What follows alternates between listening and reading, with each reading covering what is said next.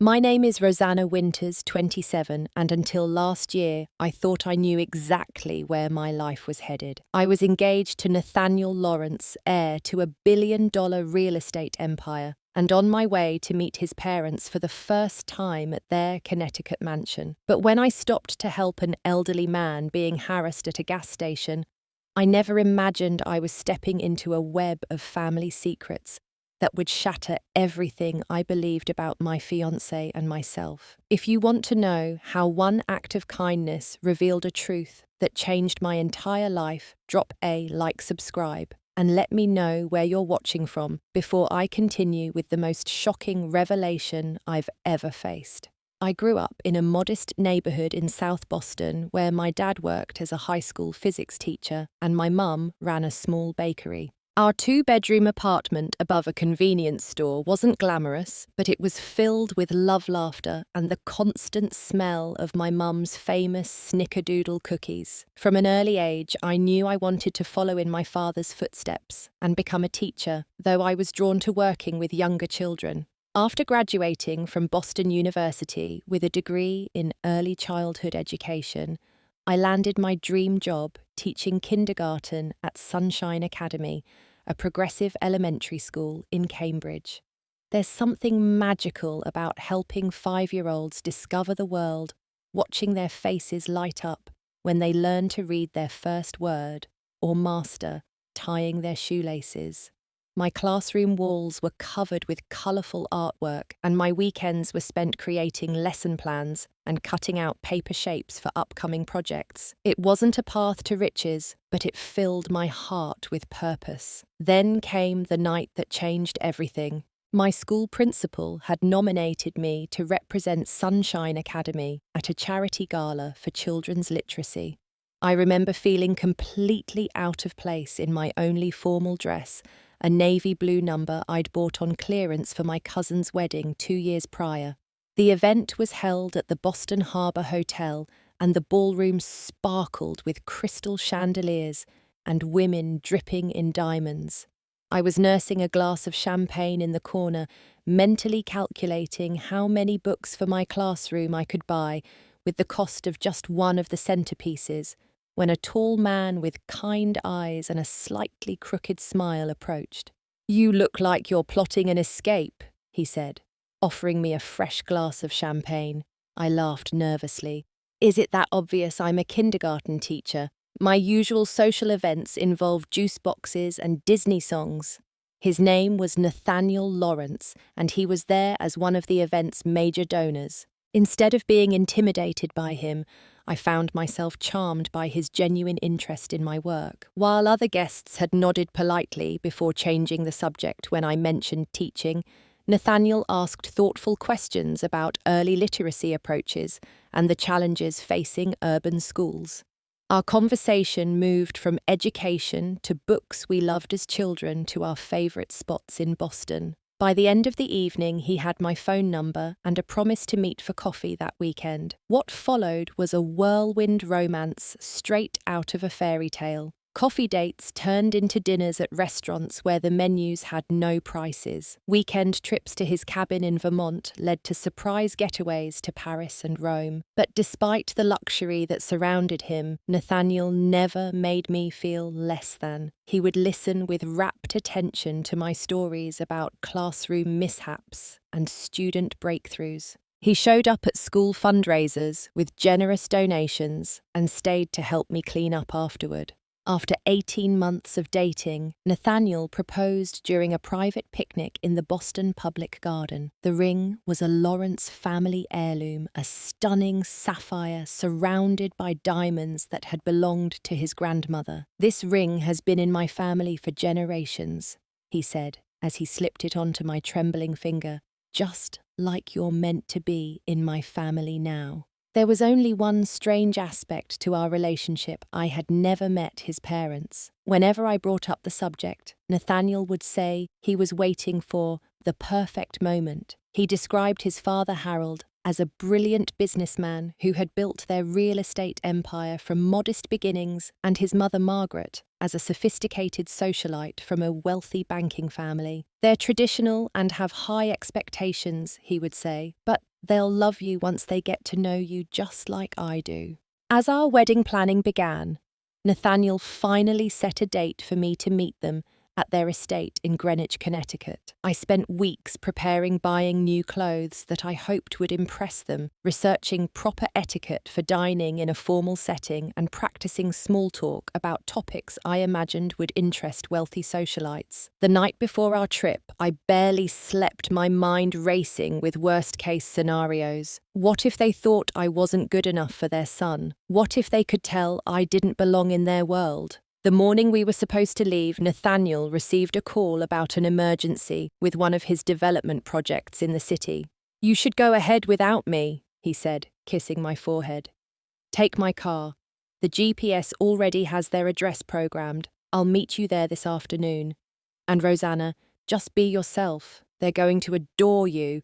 With those words and a reassuring smile, he sent me on my way, unaware that this drive would change both our lives forever. The drive from Boston to Greenwich was beautiful but nerve-wracking. Nathaniel's sleek Audi handled the highway with ease, but my hands were clenched tightly around the steering wheel the entire time. As I got closer to my destination, the neighborhoods grew increasingly affluent. Modest homes gave way to sprawling estates, hidden behind tall hedges and ornate gates. My GPS directed me to exit the highway and navigate through charming town centres with boutique shops and upscale restaurants. The farther I drove, the more out of place I felt. My confidence was evaporating faster than morning dew, and I decided to stop at a gas station to refill the tank and give myself a pep talk in the bathroom mirror. The gas station was unlike any I'd ever seen, more like a luxury convenience store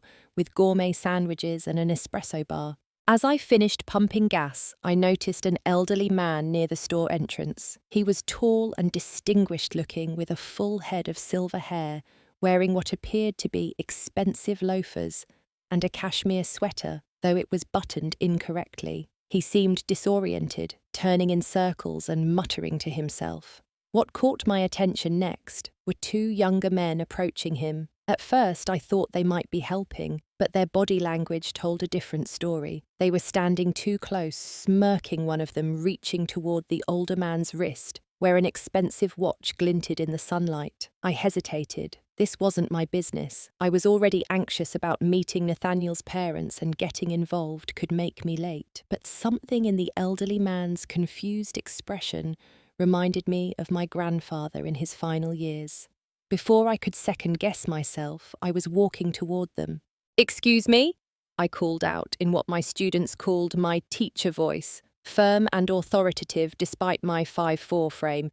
"Is everything okay here?" The younger men looked up, startled. The older one, with a patchy beard and bloodshot eyes, recovered quickly. "Mind your business, lady. We're just helping our grandfather find his car." The elderly man looked at them with confusion. "You're not my grandsons." I stepped closer, positioning myself slightly between the men and the older gentleman. "I think you should leave now," I said, pulling out my phone. "I'm calling security." They hesitated, weighing their options. Then the younger one tugged his friend's sleeve. "Come on, man, not worth it." With one last glare in my direction, they skulked away toward a beat-up sedan parked at the far end of the lot. The elderly man watched them go, then turned to me with relief flooding his distinguished features. "Thank you, young lady. I believe they may have had unsavory intentions."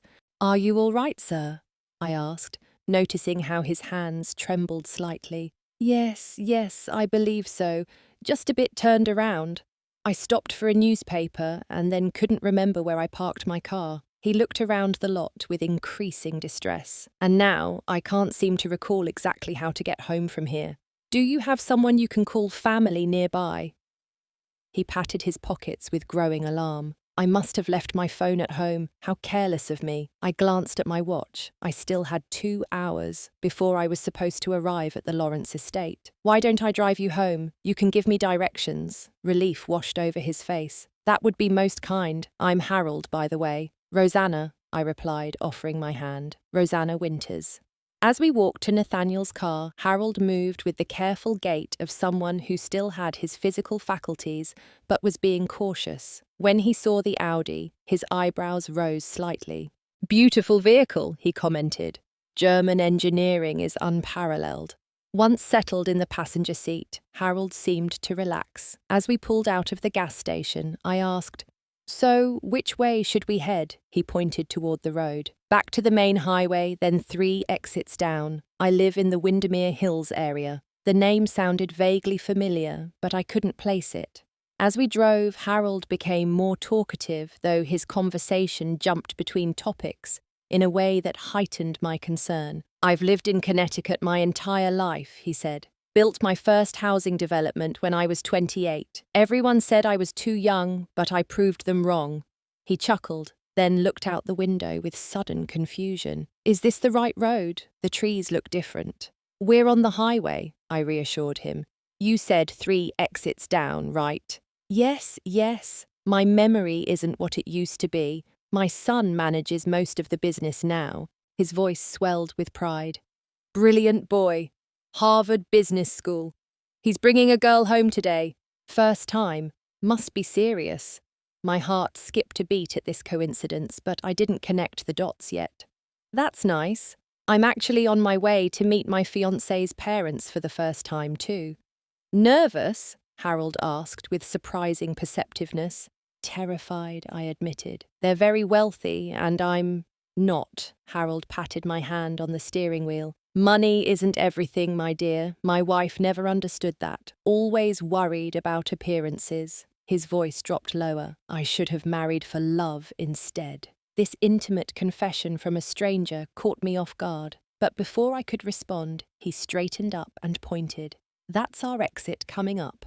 I followed his directions through increasingly exclusive neighborhoods. The homes grew larger, set farther back from the road, protected by stone walls and electronic gates. With each turn, a strange feeling grew in my stomach. The GPS on Nathaniel's car showed we were getting closer to our programmed destination. "It's just through these gates," Harold said, pointing to an imposing stone entrance with a guard booth. As we approached, the security guard stepped out, then did a double take when he saw Harold in the passenger seat. "Mr. Lawrence, we've been looking for you, sir. Your son called in, quite concerned." My blood ran cold. Lawrence.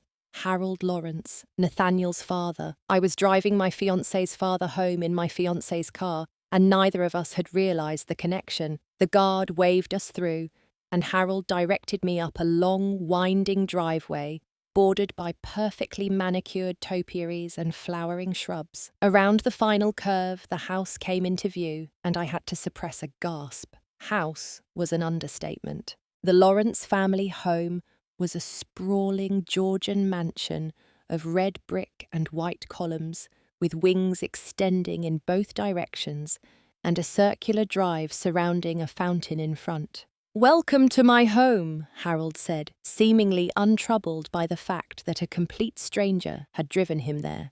"Please come inside while I call my son to let him know I'm back. He worries too much."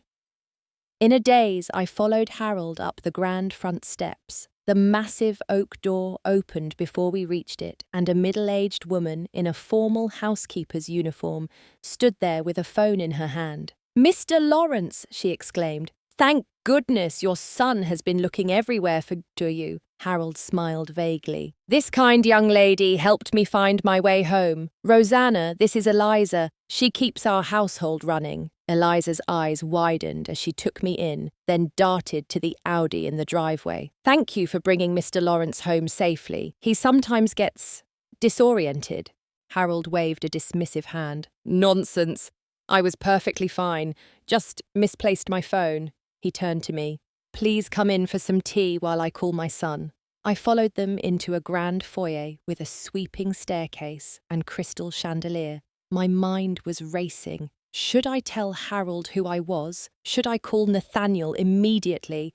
Before I could decide, Harold suddenly stopped and turned to me with a confused expression. "I'm sorry, but who are you? Why are you in my house?" Eliza stepped in smoothly. "Mr. Lawrence, this is Rosanna. She helped you get home. Remember?" Harold looked at me blankly, Then his face cleared. Of course. Forgive me, my dear. Sometimes my memory plays tricks on me. Eliza, would you take me to my study? I need to rest a bit. As Eliza led him away, she glanced back at me. Please wait in the sitting room, miss. I'm sure Mr. Nathaniel will want to thank you when he arrives. Alone in the imposing hallway, I pulled out my phone and typed a panicked text to Nathaniel. I'm already at your parents' house. Found your father at a gas station. He didn't know who I was. What's going on? The message showed as delivered, but not read.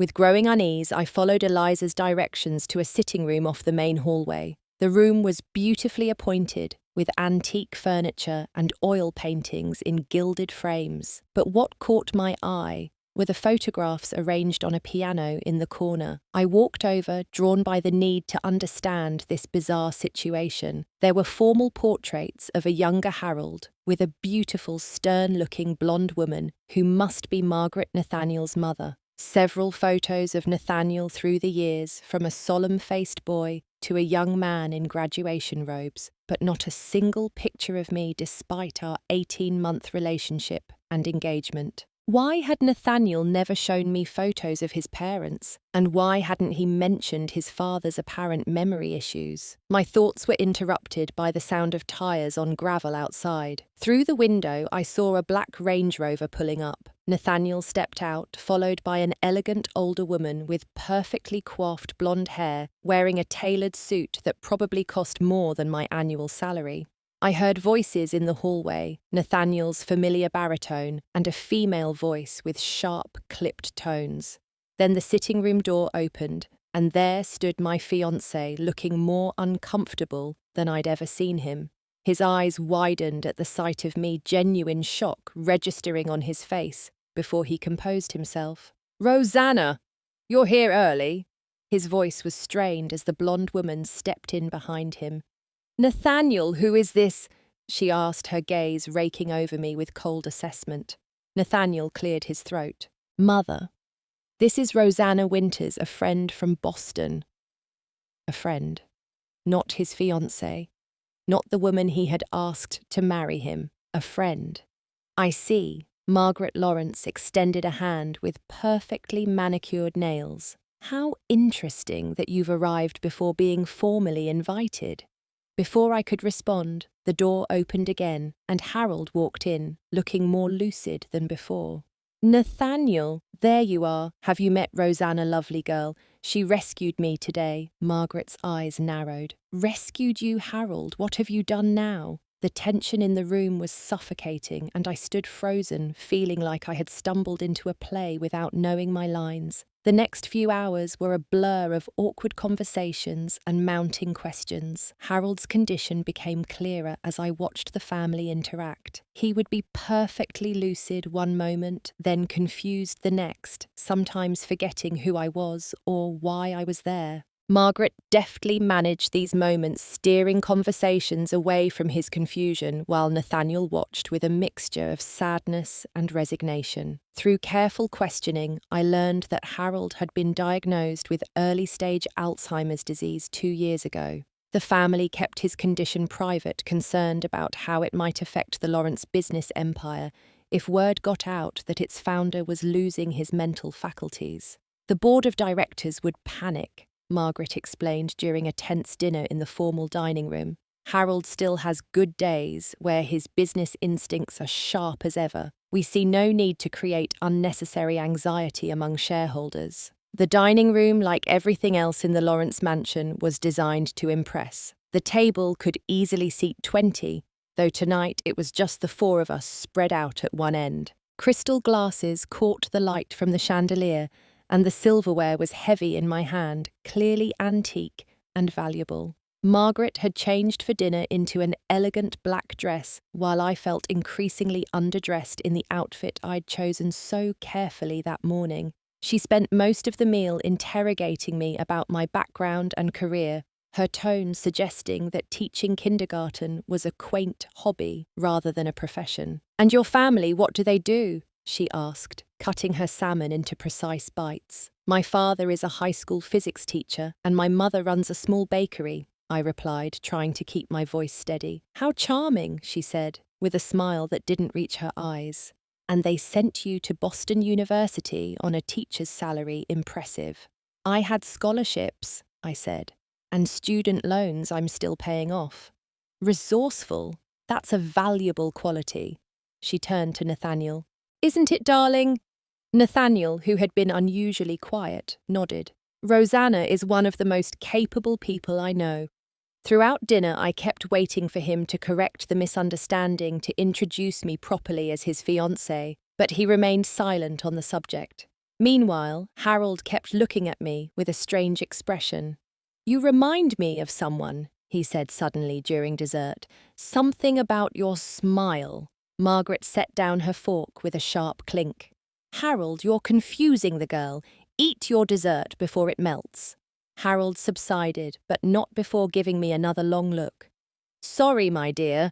Old memories playing tricks, I suppose. After dinner, Margaret excused herself, citing a charity committee call she needed to make, and Harold was led upstairs by Eliza for his evening medication. Nathaniel finally took me aside, guiding me to a guest room in the east wing of the house. I'm so sorry about all this, he said once the door was closed behind us. I had no idea my father wandered off again. Thank you for bringing him home safely. Nathaniel, what's going on? Why did you introduce me as your friend, not your fiancé? I held up my left hand, the sapphire ring catching the light. He ran a hand through his hair, a nervous gesture I'd rarely seen. It's complicated, Rosanna. My mother is traditional. I was waiting for the right moment to tell her about our engagement. The right moment? We've been engaged for 2 months. I know, but with my father's condition and the business pressures. He sighed heavily. There's a lot you don't understand about my family dynamics. Then help me understand, I pleaded, because right now it feels like you're ashamed of me. That's not it at all. He took my hands in his. I love you, Rosanna. You know that. But my mother can be difficult, especially with anyone she perceives as an outsider. I was trying to protect you. By lying about who I am, how does that protect me? We argued for nearly an hour, our first real fight. Nathaniel kept insisting he was handling things the best way he could, while I felt increasingly like a secret he was ashamed to reveal.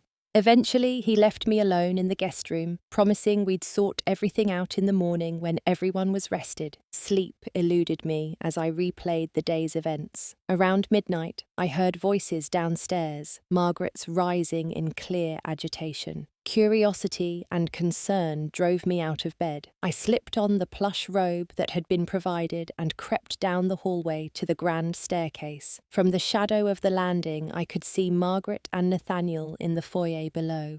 Their voices carried in the quiet house. You know what's at stake, Margaret was saying. The agreements with the Winstons depend on this alliance. Your responsibility is to this family first, Nathaniel. I understand my responsibilities, Nathaniel replied, his voice weary. But I have feelings for Rosanna. Feelings? Margaret scoffed. Your father had feelings too, and look where that led us. Some women are for marrying, others are for other purposes. You know your position. I'll handle it, Nathaniel said finally. I just need time.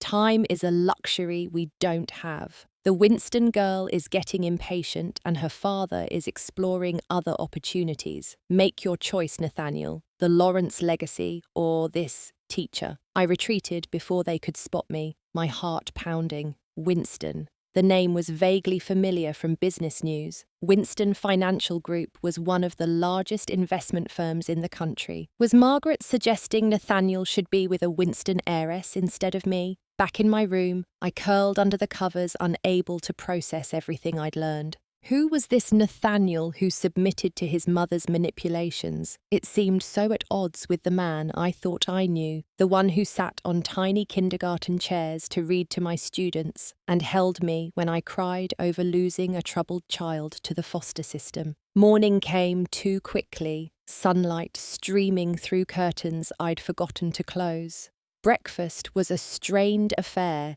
in a sunny breakfast room overlooking the gardens. Harold seemed more clear-headed, treating me with a warmth that contrasted sharply with Margaret's frosty politeness. "You must see the gardens while you're here," Harold said enthusiastically. "The roses are Margaret's pride, but the cottage garden was always my favourite." "Cottage?" I asked, grateful for any neutral topic of conversation. "Yes, the gardener's cottage at the edge of the property." Harold's eyes lit up. "Beautiful little place. Stone walls covered in ivy windows that catch the morning light." "Harold," Margaret interjected sharply, "Miss Winters isn't interested in outbuildings. Besides, the cottage is quite run down now." "Nonsense," Harold replied with unexpected firmness. "I was there just last week. Anna keeps it as lovely as ever." An uncomfortable silence fell at the mention of this name. Nathaniel stared intently at his coffee while Margaret's lips thinned to a hard line. "Who's Anna?" I asked. "No one of importance," Margaret said quickly. "Harold is confused again. There hasn't been an Anna on the property in over 30 years. But Harold stood up, suddenly showing more energy than I'd seen from him. "I'm not confused about Anna." He turned to me. "Would you like to see the cottage? It's a beautiful morning for a walk." Margaret started to object, but Harold was already moving toward the French doors leading to the terrace. He held out his hand to me. "Come, my dear, I want to show you something." Against my better judgment, and ignoring Margaret's glare and Nathaniel's look of alarm, I took Harold's hand and followed him outside. The Lawrence estate was even more impressive in the morning light. Manicured lawns stretched in all directions, with formal gardens closer to the house giving way to more natural landscaping as we walked farther from the mansion.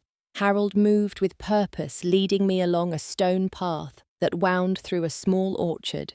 "My father planted these apple trees," he said, gesturing to the gnarled but clearly well-tended trees. "Some are over 70 years old now, still producing the sweetest apples you've ever tasted." As we walked, Harold seemed completely lucid, pointing out features of the property and sharing stories from his childhood. It was hard to reconcile this articulate, charming man with the confused person I'd met yesterday. "You seem much better today," I ventured. Harold nodded. "I have good days and bad days. This morning, everything feels clear." He tapped his temple. "The doctors say that's how it goes with this disease, but I still know what matters even when the details get fuzzy." We crested a small hill, and there in a clearing stood a stone cottage that looked like it belonged in a fairy tale. Ivy climbed the walls and window boxes overflowed with colourful flowers. A small vegetable garden flourished to one side, while a stone path led to a blue-painted door.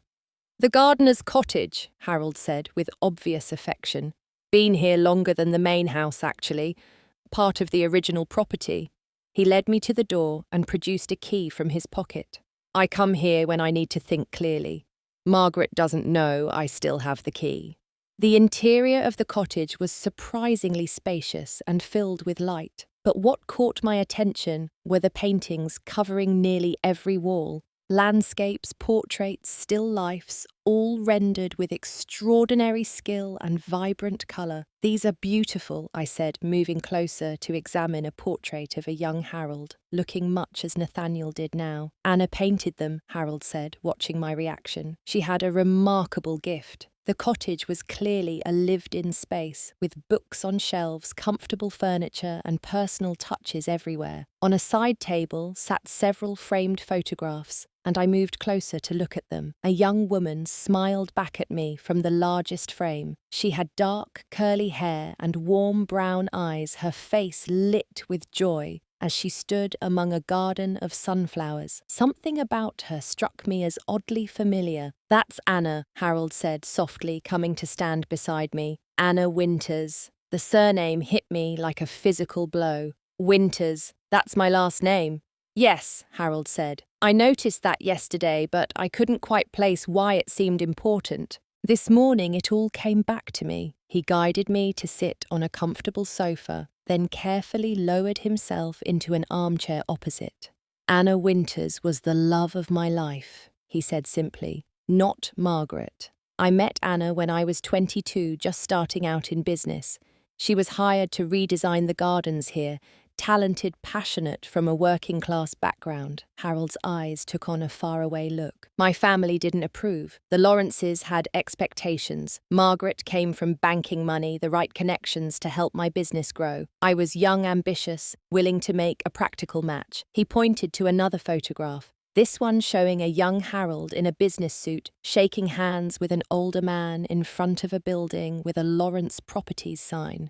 That's the day I made my first major deal backed by Margaret's father's connections, the beginning of everything. What happened to Anna?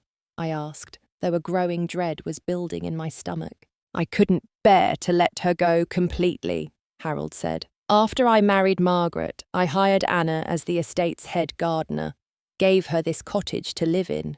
Margaret thought it was charity for a talented but unfortunate girl. The truth was more complicated. Harold stood and went to a small secretary desk in the corner. He unlocked a drawer and removed a leather-bound portfolio. Anna and I continued our relationship in secret for years. Margaret was often away involved with her charity committees and social obligations.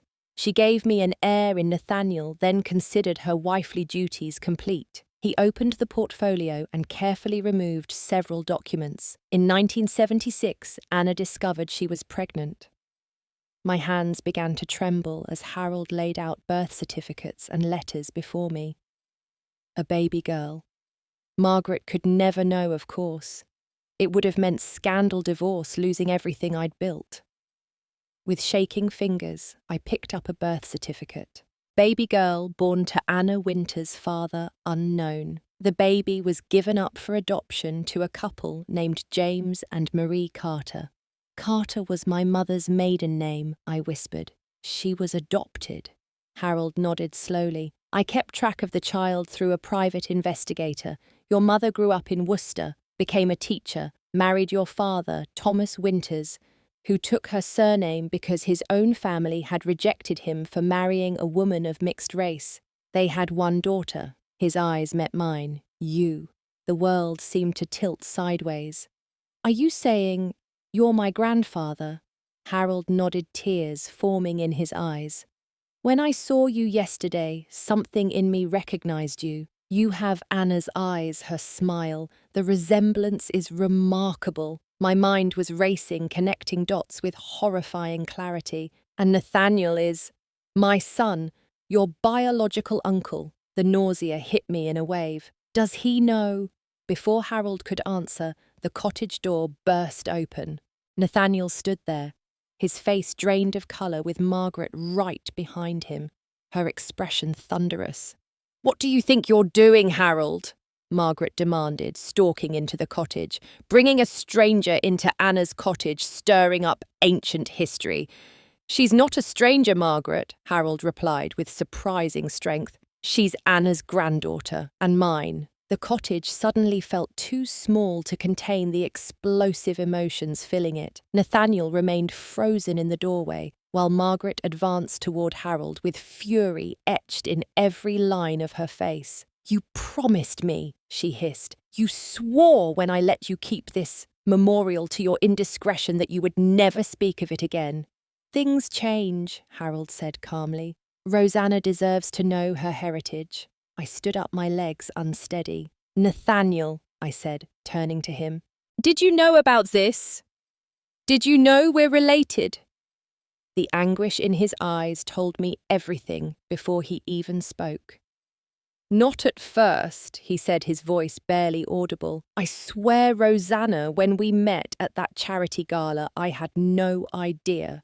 But later, when did you find out? I pressed, feeling sick. Nathaniel ran a hand through his hair. After we'd been dating for a few months, I brought you to meet a few of my college friends. One of them commented on your resemblance to some old photos here at the estate. It bothered me. So I hired a private investigator. You investigated me. The betrayal cut deeper with every revelation. I had to know, he pleaded. And when I found out who your mother was, who you were to my family, I should have ended things then. But I couldn't. I was already in love with you. Margaret made a disgusted sound. Love, just like your father, always letting emotions cloud your judgment. She turned to me, her gaze calculating. You must understand, Miss Winters, that this changes nothing about your legal situation. You signed no prenuptial agreement, have no claim to the Lawrence fortune. In fact, her voice grew colder. If you were to pursue any such claim or make these family complications public, our legal team would ensure you regretted it. Harold stepped between us. That's enough, Margaret. You will not threaten my granddaughter. Your granddaughter! Margaret spat the word. The product of your betrayal, standing in my home, wearing my mother's ring, engaged to my son. The absurdity would be comical if it weren't so disgusting. Nathaniel finally moved from the doorway. Mother, stop. This isn't Rosanna's fault. No, it's yours. She rounded on him. I told you to end this inappropriate infatuation months ago. Instead, you proposed to her. Do you have any idea the scandal this could cause? The damage to our business relationships? The Winston merger would collapse immediately. The Winston merger. I repeated the conversation I'd overheard, suddenly making horrible sense. That's what this is really about, isn't it? You're supposed to marry a Winston heiress to secure a business deal. Nathaniel couldn't meet my eyes. It's complicated, Rosanna. Family obligations arrangements that were made years ago. And you knew all of this. I said, the full weight of his deception crushing me. You knew we were related. You knew you were promised to someone else, and you asked me to marry you anyway. I was going to figure something out, he insisted. Find a way to make it work. By lying to me, by hiding who I really am. Tears burned in my eyes, but I refused to let them fall in front of Margaret. How long were you planning to keep this secret? Before he could answer, Margaret stepped forward. Let me be perfectly clear about what's happening here. Nathaniel will honour his commitment to the Winston family. You will return that ring sign a non-disclosure agreement and disappear back to your kindergarten classroom with a generous settlement. This unfortunate chapter will be forgotten.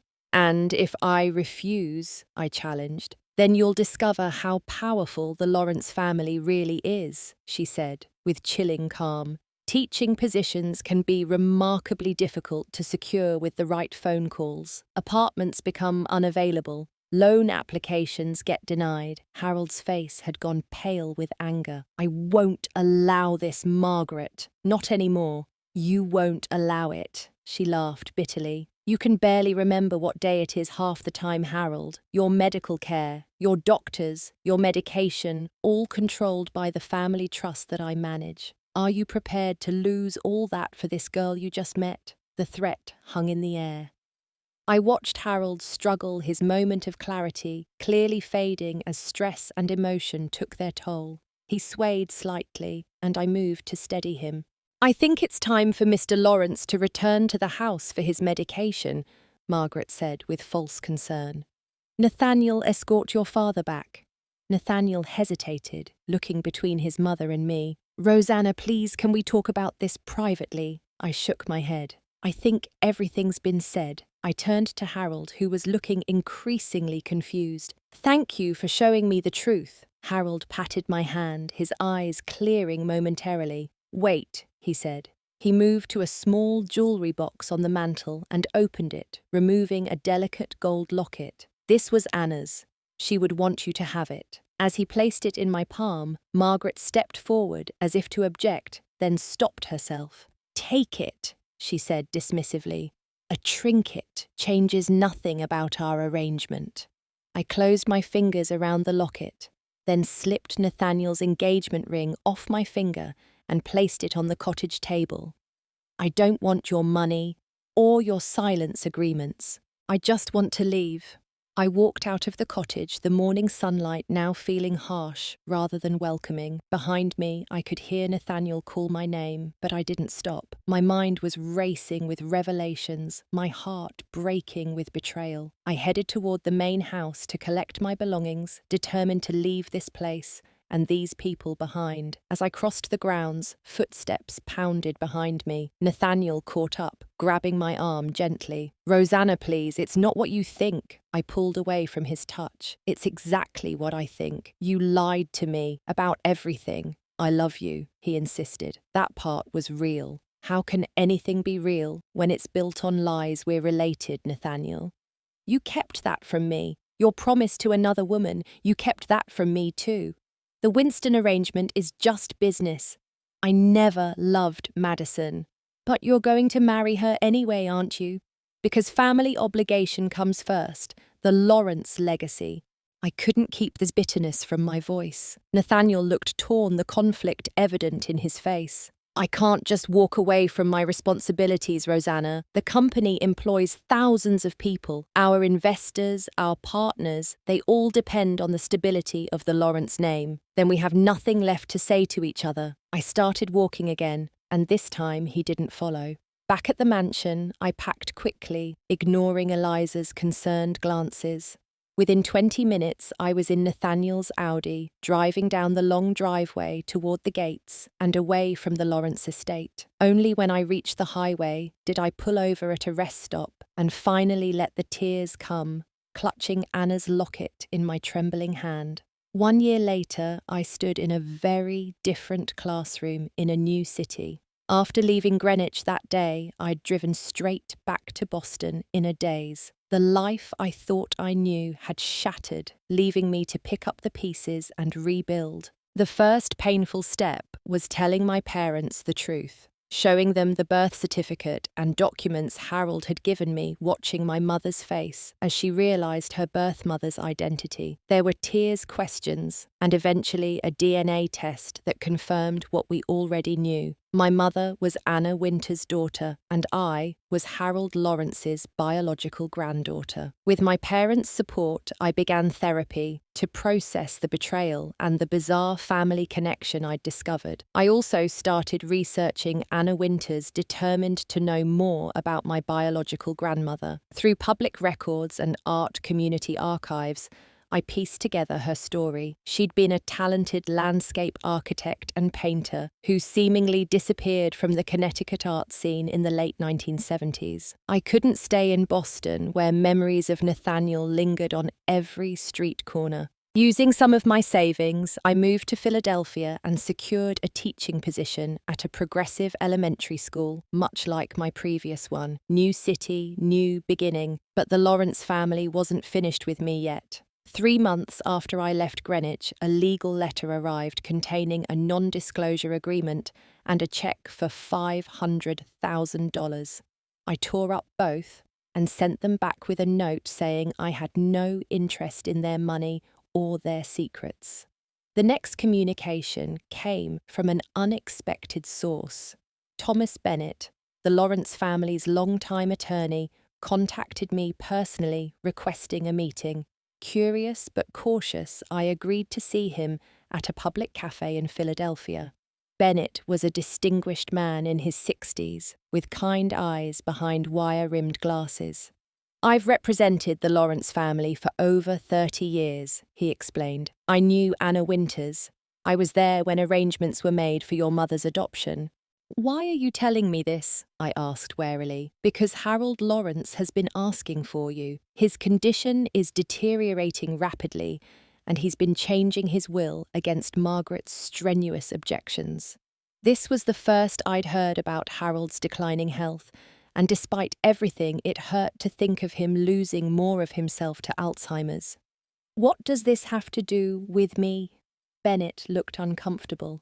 "Harold wants to acknowledge you as his granddaughter and leave you Anna's cottage and her artwork. Margaret is resistant." "I don't want their money," I said firmly. "This isn't about money," Bennett replied. "It's about legacy. Anna's legacy. Harold believes it belongs with you." What followed was a painful legal battle that stretched over months. Margaret deployed teams of attorneys arguing that Harold lacked the mental capacity to amend his will.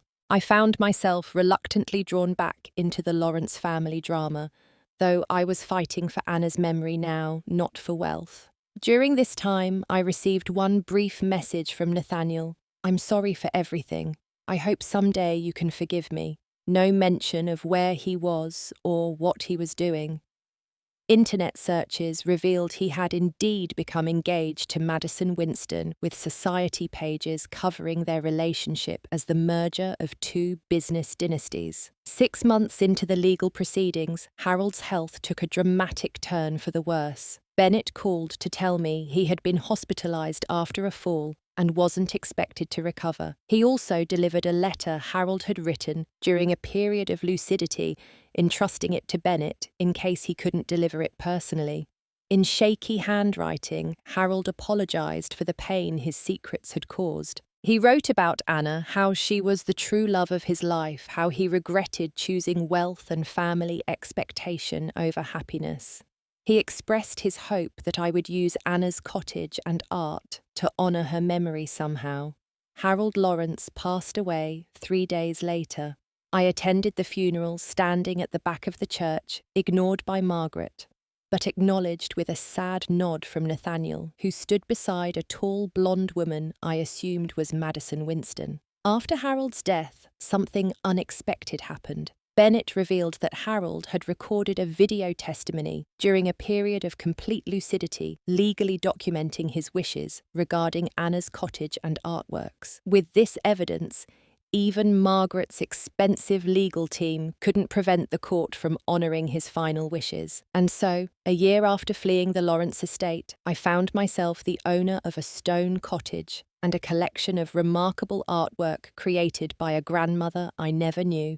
Rather than sell the paintings, which art experts valued in the millions, I decided to honour both Anna and Harold by turning the cottage into a community art centre for children. Today was the grand opening of the Anna Winters Creative Arts Centre for Children. I'd spent months renovating the cottage, preserving its charm, while making it functional as a space where kids from all backgrounds could explore art. The gardens had been expanded to include a natural playground, and many of Anna's paintings hung on the walls to inspire young artists. As I welcomed the first group of excited children and their parents, I felt a sense of peace that had been missing since that fateful day at the gas station. I had taken something painful and transformed it into something beautiful.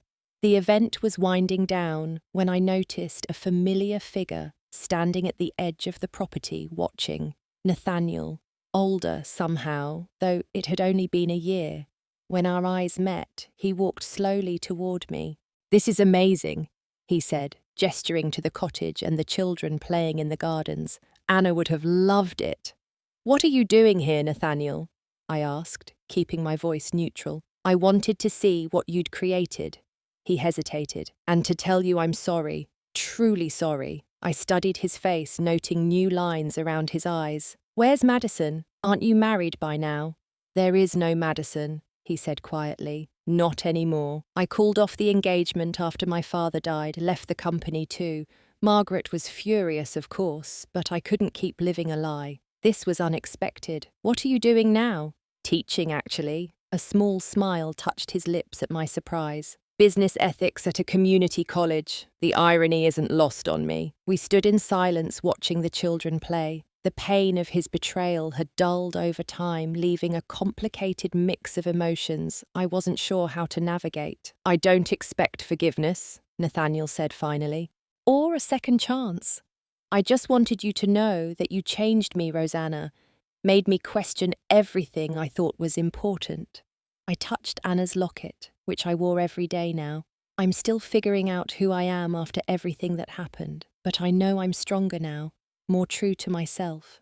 "You always were," he said softly. "That's what I loved about you." As the sun began to set over the gardens Anna had once tended, I felt the weight of the past year, the grief and growth, the ending of one life and the beginning of another. "We can never go back to what we were," I said, giving voice to the truth we both knew. "That relationship was built on lies and secrets." "I know," he nodded, "but maybe someday we could start something new, just as friends. No secrets this time."